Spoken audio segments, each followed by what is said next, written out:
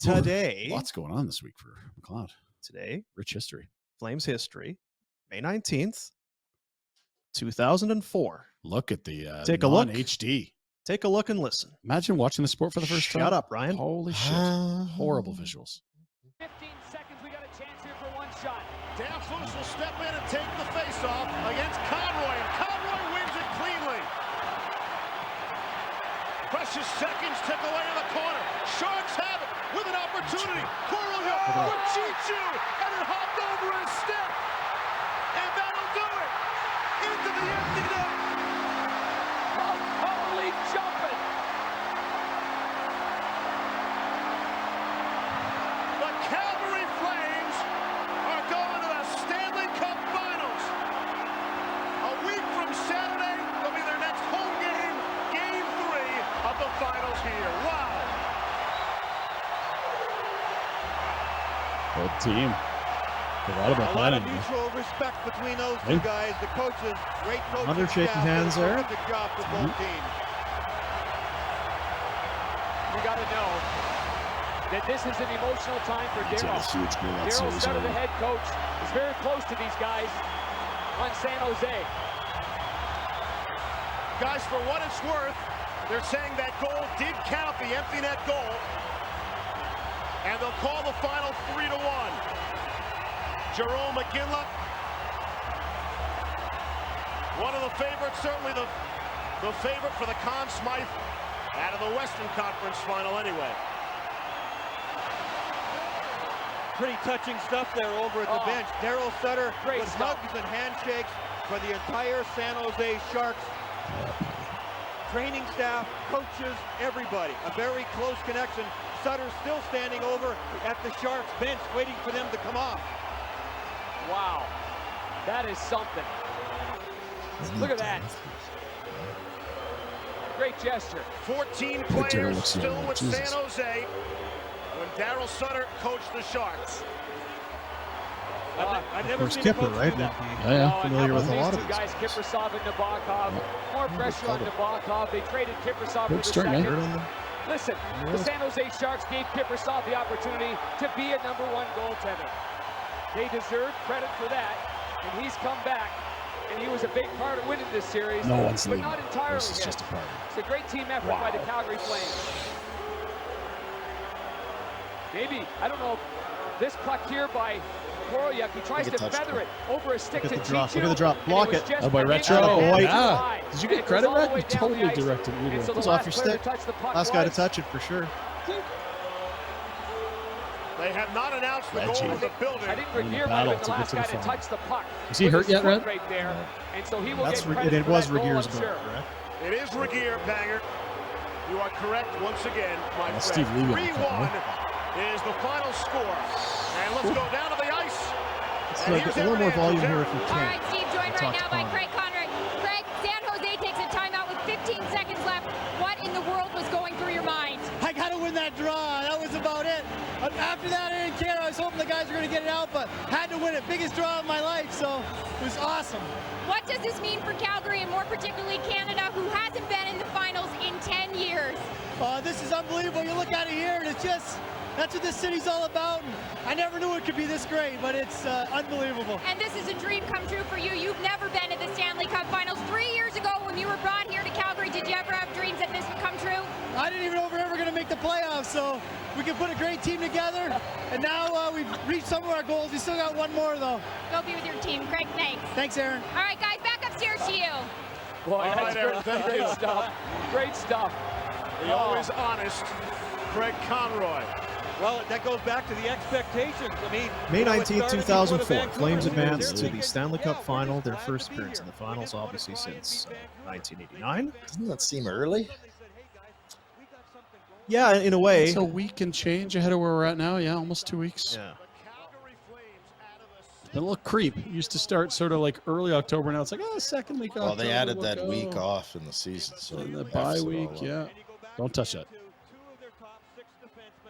Holy. No, we touched it. We took it right in the effing room. Oh, yeah.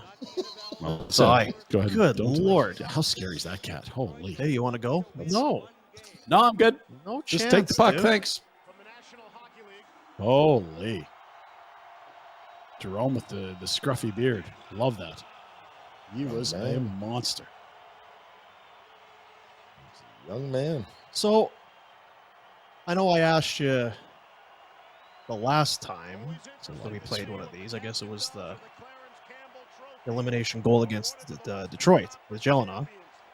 Asked you what you were thinking. Now I don't need to. You were looking away from the screen there a little bit. Is this hard for you to kind of watch? No. It just, yeah, it's not hard at all. No, it's just he still didn't win. Yeah, it's a nice memory and all, but then you think, oh, we went effed up the rec series. So what do you remember about that night? Because you were the first when you followed Jerome into the room. Trophy comes in. What's obviously Daryl's? It's just there's so much media. I remember Daryl saying, and I'll toot my own horn a little bit. And Daryl came in and said, "No, we're giving ourselves a chance." And I said, "F you. We're not here for chances. We're here to win the next one." So, and I think I said, "Get that thing out of here." Okay. Were you superstitious about that? Because you don't strike me as a superstitious guy. Not at all. I'm just, the point was to be. Don't celebrate that thing. Refocus. Yeah, I've celebrated those. Those really won't. It's not the goal.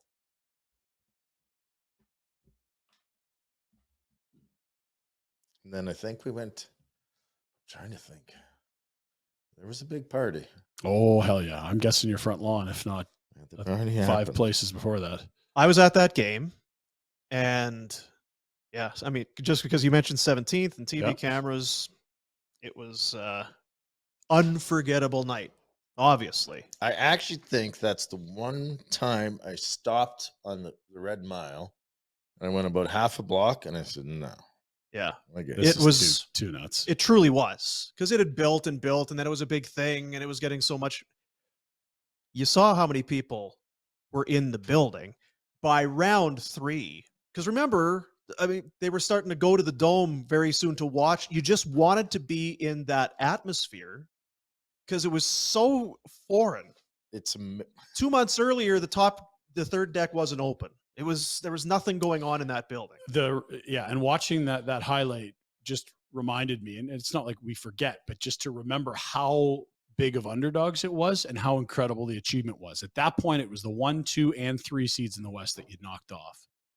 And it was a team that hadn't made the playoffs for 7 years in a row prior to that. Like, this was, you want to talk Cinderella with Florida? Fuck that. This was Cinderella. This team came out of nowhere.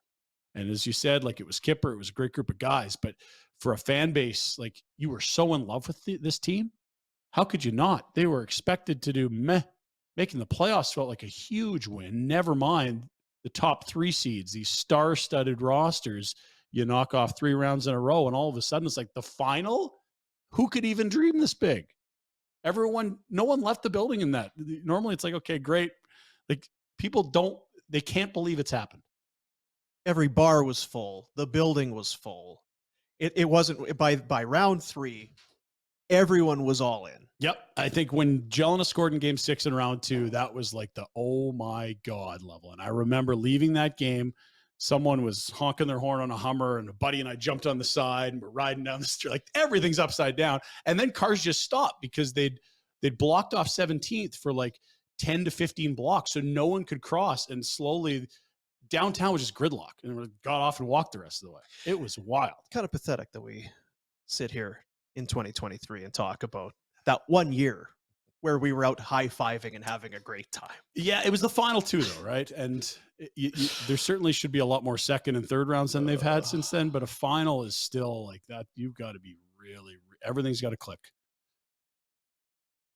Give Conroy the GM job, for Christ's sake. He's an honest guy. Steve Levy said so. Don't you want an honest GM? Is he too honest? Guy's been he's still with the team. Has not left the team. Has been a Flame since then. Everything, how much has changed? No, Conroy's still a Flame, still on the payroll. Give him the job already.